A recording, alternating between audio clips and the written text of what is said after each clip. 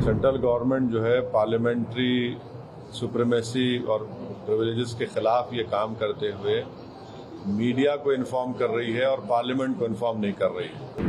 Media में जो लिखा गया है वो इस बात को बताता है कि मोदी हुकूमत वक्फ बोर्ड की ऑटोनॉमी को छीनना चाहती है। बीजेपी शुरू से वक्फ बोर्ड्स और वक्फ की प्रॉपर्टीज़ के खिलाफ रही है।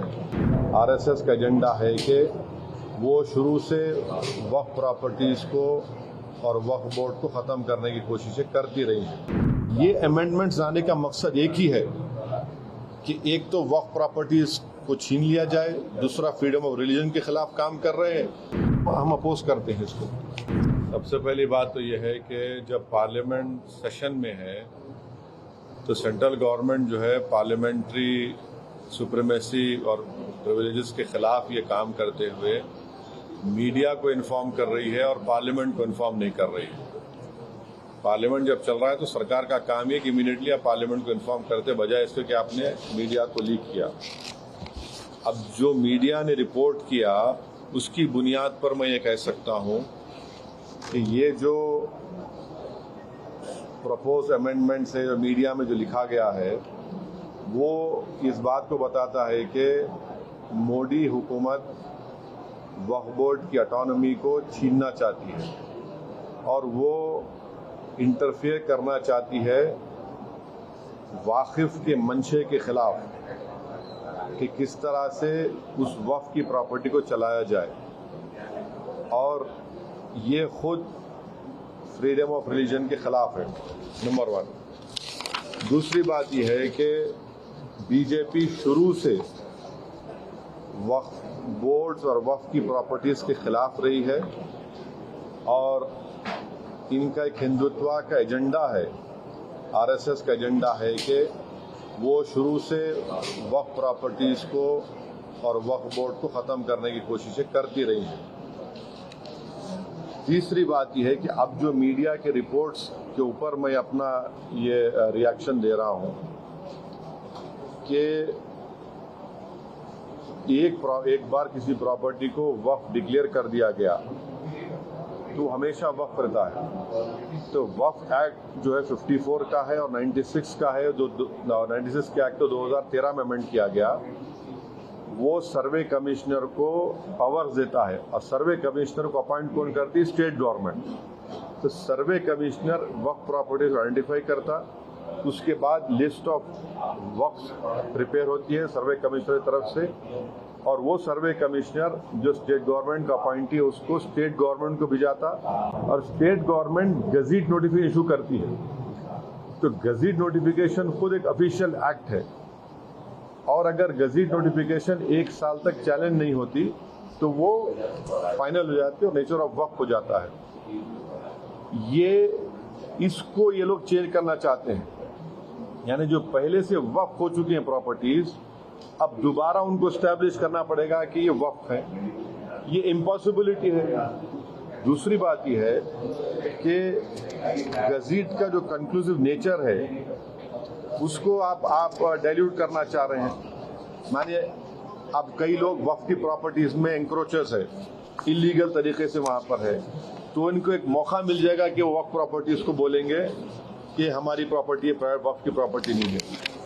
और कोई भी प्रॉपर्टी में ये झगड़े होते कहीं ना कहीं, तो उसको एक एंक्रोचर्स को एक मौका मिल जाएगा। तीसरा न्यूज रिपोर्ट ये बोलता है कि अमेंडमेंट इन एस्टेब्लिशमेंट और कंपोजिशन ऑफ वक्फ बोर्ड। तो ये एक्ट खुद ये बोलता है कि हर स्टेट में एक वक्फ बोर्ड होना चाहिए और बोर्ड रिस्पॉन्सिबल होगा उसके एडमिनिस्ट्रेशन और मैनेजमेंट ऑफ वक्फ प्रॉपर्टीज के लिए।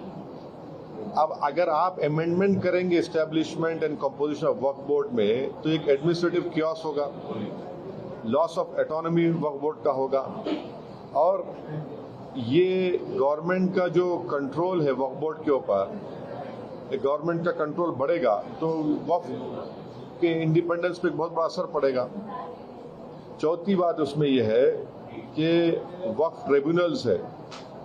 अब ये जो मीडिया रिपोर्ट ये बोल रहा है कि गवर्नमेंट इन ट्राइब्यूनल्स को डाइल्यूट करना चाहती है अब ये ट्राइब्यूनल्स के पावर्स को आप डाइल्यूट कर देंगे तो फिर ये केसेस का क्या होगा, इनएफेक्टिव इन्फोर्समेंट होगा।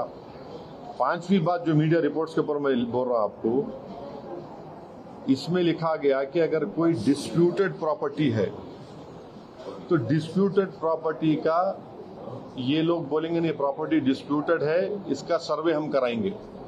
अगर कोई प्रॉपर्टी डिस्प्यूट है तो उसका फैसला जुडिशरी करती।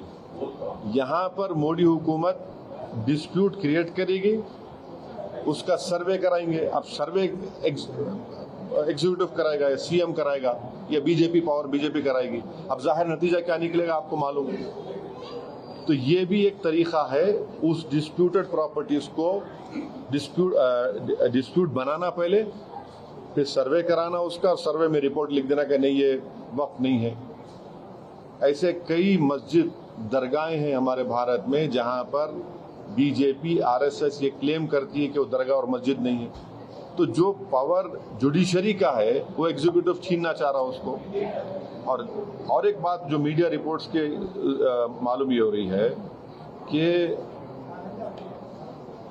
अब कोई कब्जा करके इंक्रोचर है तो वक्फ बोर्ड को पावर है, उसके पावर्स को अगर आप छीन लेंगे तो फिर पूरा ये तो लॉस होगा वक्फ प्रॉपर्टीज का। अच्छा, उसमें एक और मीडिया रिपोर्ट में बात आई है, amendment to the process of Waqf board. ये जो वाकिफ होता है वो अगर मेरी प्रॉपर्टी में बोलते हैं वक्फ बोर्ड को मैं जरा मैं वक्फ कर वाकिफ हूँ, मुतवल्ली मैं रहूंगा किसी और, वो आप बोल रहे वो भी नहीं रहेगा। तो बेसिकली ऑल इन ऑल ये जो है ये पूरे इस तरह का, अगर ये मीडिया रिपोर्ट सही है तो मोदी सरकार ये चाह रही है कि पूरे वक्फ बोर्ड की प्रॉपर्टीज को छीन लिया जाए, इनको मुसलमानों से छीन लिया जाए। और वो थ्रेटन कर रहे हैं वक्फ की प्रॉपर्टीज का जो कंट्रोल है वक्फ बोर्ड्स के ऊपर, ताकि उसमें तमाम लीगल एम्बिग्यूटिज पैदा हो जाना और इससे और वक्फ की प्रॉपर्टीज का नुकसान होगा। तो अब ये कंप्लीट सिस्टम को जब ये लोग अगर मीडिया रिपोर्ट्स सही है चेंज करना चाह रहे हैं, उसमें कुछ ये करना चाहे तो कोई भी आगे बढ़कर प्रॉपर्टीज को वक्फ नहीं करेगा। और आप देखेंगे कि कई मुसलमानों के मस्जिदें हैं, दरगाहें हैं जहां पर हिंदुत्व की ऑर्गेनाइजेशन आरएसएस बोलते कि नहीं है वो। तो ये अमेंडमेंट्स आने का मकसद एक ही है कि एक तो वक्फ प्रॉपर्टीज को छीन लिया जाए, दूसरा फ्रीडम ऑफ रिलीजन के खिलाफ काम कर रहे हैं, और डिस्प्यूट अगर है तो जुडिशरी डिसाइड करेगा, एग्जीक्यूटिव कैसा करेगा। तो ये चीजें हैं जिसका हम अपोज करते हैं इसको। न्यूज नेशन अब व्हाट्सएप पर खबरों के ताजा अपडेट के लिए न्यूज नेशन के इस क्यूआर कोड को स्कैन करें।